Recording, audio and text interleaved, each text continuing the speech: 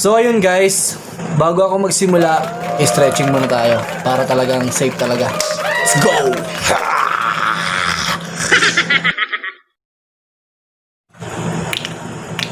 Anong ginagawa mo?